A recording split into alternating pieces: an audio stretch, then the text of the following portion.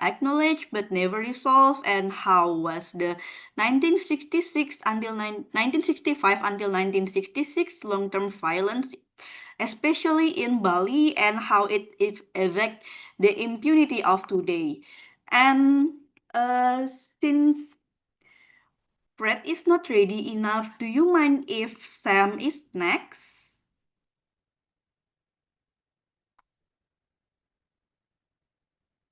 First. So I listen to what Sam has said, then I listen, then I continue. Okay, sure. You hear me? You hear my voice? Yes, I yes, don't I mind. can hear you. I'll be the last. I'll be the last speaker, okay? Oh, so after Sam and then Kanya and then you? Yes. Okay, sure. Yes. That's right. Okay. Can you Are hear you me okay with clearly? that? Can you hear me exactly what I'm saying? Yes. Good. Yes. Okay, now continue, please.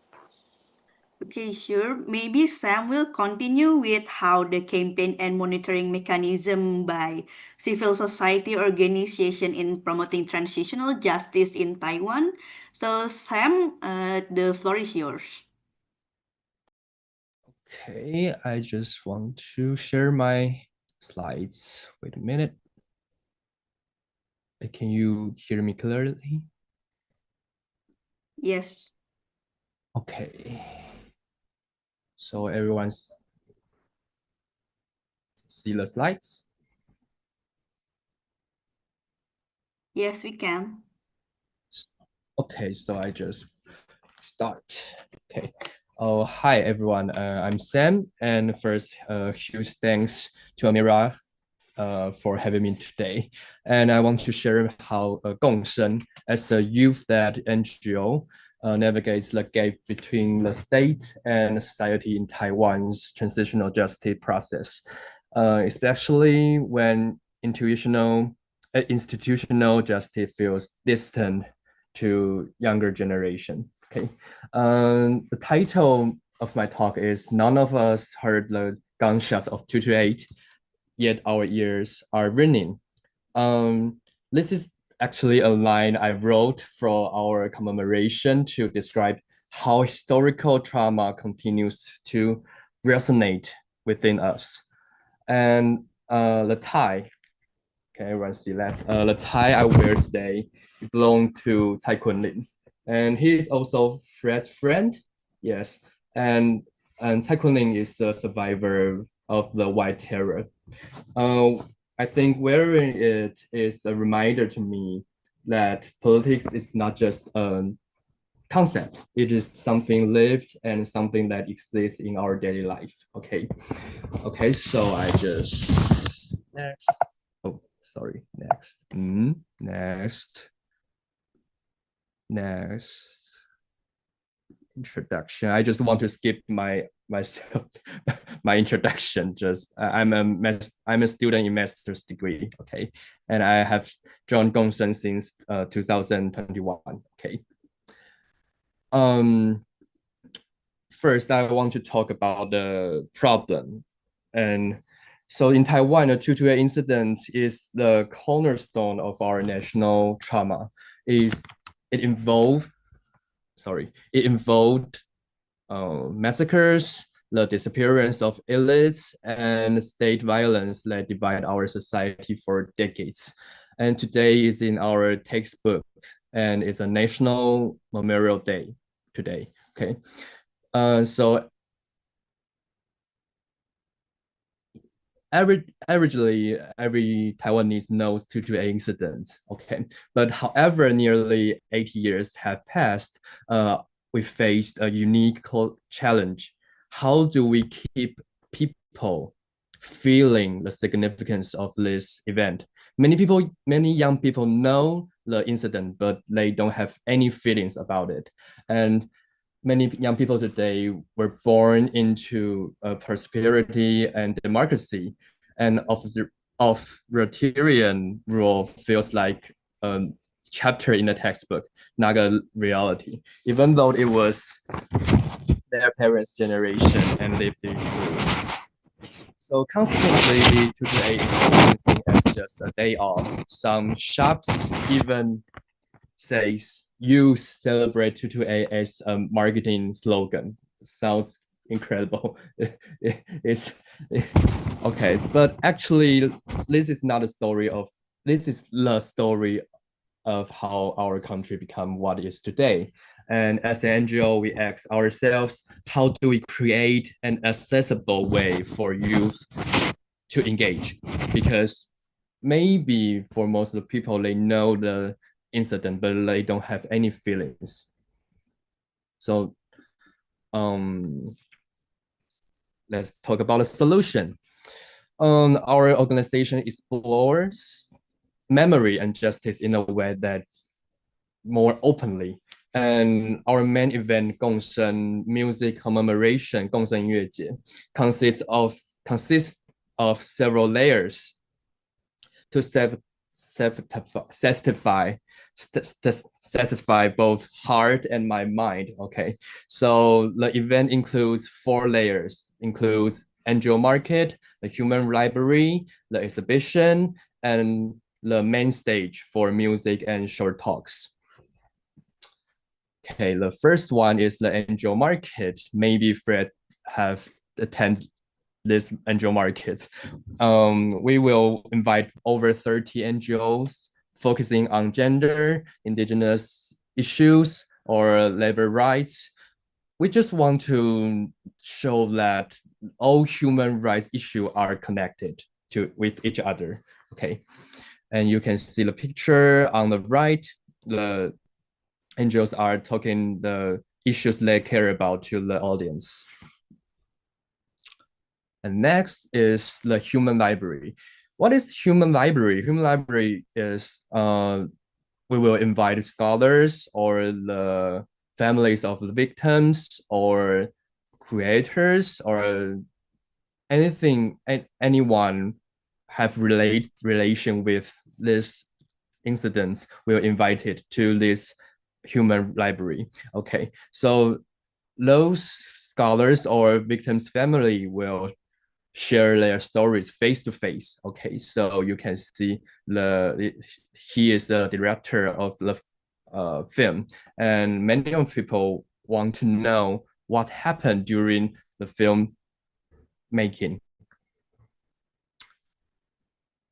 The next one is the exhibition. Exhibition, for most people, they want to visit the exhibition for the intellectual depth, and they want to know more about the historical facts. They will attend this exhibition.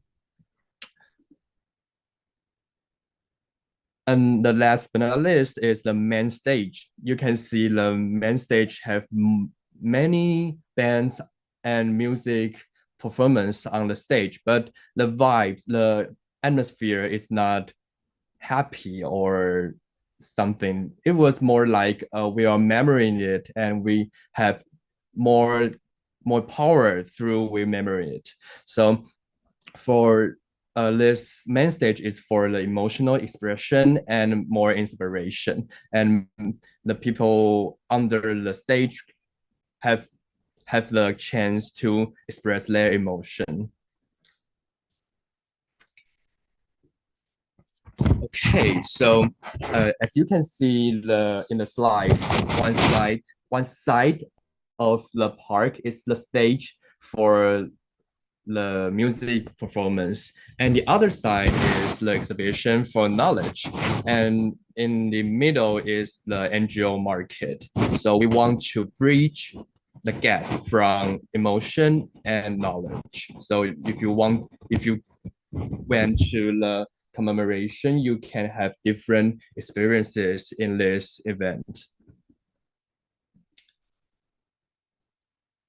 Okay, so we have several strategies. The first one is making it personal. What it means? I have curated the exhibition for 4 years, and we always ask, what angle can we use to help our audience relate to the history? Because almost everyone know the what happened in this incident, but they just don't have feelings. So last year we focused on the diversity of victims, especially on the victims. They weren't just names. They were women, they were fighters, they were soldiers, or just nobody. They just they just civilians or victims. And we create a message era. You can see the picture in on the left side. This is the message era. Message era. There is a question above, is asking which victims do you know? But that's not a test. It was to make people realize we often only remember the famous ones, while the reality was much more complex. Okay, so you can see the notes paper on the wall, and there's many answers, but almost every answer is Chen Chenbo is a painter from Taiwan, and that's most famous victims in 228 incidents. Okay, so we also use universal design. Universal design. What is universal design?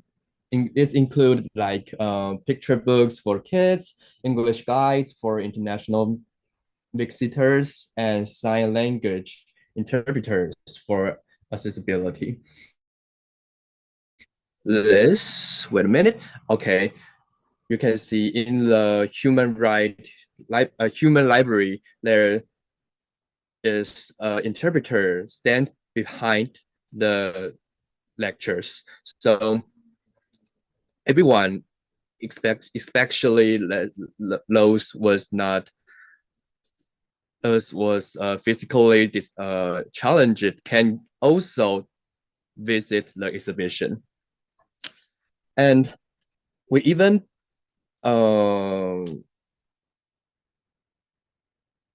in this part, I want to share a short story. Okay, I'll never forget an elderly man who came to our booth, and he told me in Taiwanese that he couldn't read. He cannot read the words because he don't have any chance to get in school. So he just want to stay before to look at our pictures, and he just look for the pictures for a long time. And he said, I can write, but I just want to see the picture because this is so important to me. And I think let's let go, creating a space where a 7-year-old who can read and a 20-year-old student both feel their history matters. Okay, so the last one, no, sorry, the next one. The next one is a dark room. What is a dark room? We built the dark room where you had to use the flashlight. You can see the picture on the bottom right. When the audience go into the exhibition, the dark room, they have to use the flashlight to read the stories on the paper. And this is making the audience feel like they were personally searching for a hidden truth in the shadows. So it's more like you can get to the knowledge by yourself. And accessibility is not simplifying history. It's about expanding who is allowed to enter in it. And the next strategy is creating an excuse. Yes. So how do we get people to show up? Because this is kind of a deep and difficult issue in Taiwan society. And every year we have over 100 people will come to our event in 228 in every February 28th. So how can we get so many people to show up? And every year, I call the strategy as creating an excuse. In Taiwan, indie music is rebellious. We invite artists like Zheng Yinong. She is an icon for young people, and she had made so many songs about white terror era, and when her fans just sing with her, they don't feel like they are taking history class. They are feeling like are a part of the movement. And we can see the picture of Zheng Yinong. And Zheng Yinong, Zheng, when Zheng was performing, everyone was listening to her and feel like they were part of it. This is the picture of her was singing on the stage. And the next one was Nympha Wind. Do anyone knows Nympha Wind? Nympha Wind is the champion of RuPaul's Drag Race, a famous American show for Drag Race. Okay, and drag queen was a unique culture worldwide, and especially for LGBTIA groups. And Nympha Wind, as a Taiwanese, has won the RuPaul's Drag Race, and we invite her to support our crowdfunding. And people might think, wait, why is a world famous drag queen talking about 228? They might think it's weird, okay? But our message is quite simple, actually. Our message is not only politicians can talk about politics. Drag queens, rock stars, and students, we are all on this history together.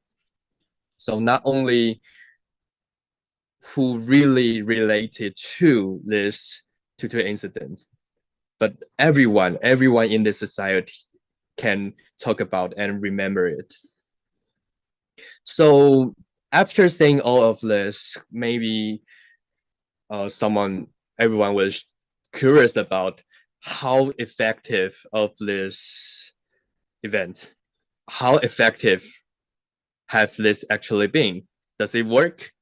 Well, our data says yes. According to our 2025 survey, 1,800 of our participants are aged 18 to 35. And 63% of the participants are women. I think this is a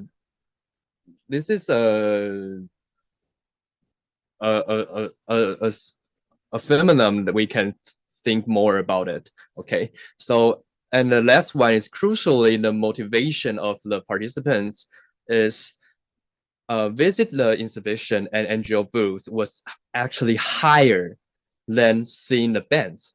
Quite weird, right? But because as the staff, we think the bands will be a motivation for everyone. But actually, through the survey, visiting the exhibition and NGO was higher and draw more attention than the bands. So people was hungry for the meanings. Young people, they are not indifferent. They just need a better way to assess the conversation. Okay, so I want to make a conclusion with one last story. And every year at the end of the event, the staff will stand on stage to say thank you. And it's dark, so I can see any audience face, but I feel the incredible energy from it. And last year, a senior from my school ran up to me afterwards. He tapped my shoulder and I said, Sam, my family member also died in 228, and thank you for doing this. We had been in the same school for years, and we never talked about it. And because of this commemoration, we have the chance to talk about it. And he finally felt he can own his own story.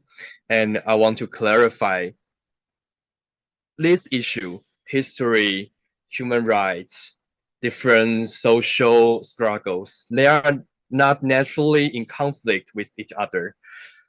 There are different Yes, they are different, but difference does not mean opposition.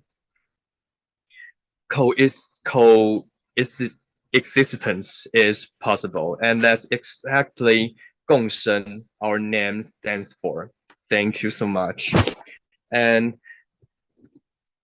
if you like to follow our work, to reach out or to reach to me directly, here are some infos. So you can contact me with our information. And I'm looking forward to continuing this conversation with you all. Thank you. Thank you. Thank you, Sam, for sharing